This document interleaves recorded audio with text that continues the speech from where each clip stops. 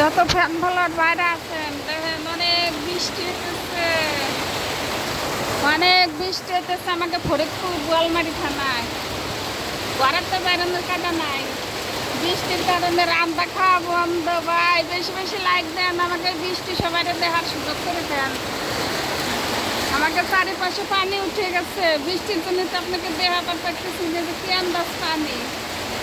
সারা রাত বৃষ্টি হয়েছে, সকালেও বৃষ্টি, কারেন্ট নাই, সবাই লাইট সাপোর্ট করা করতেছি না।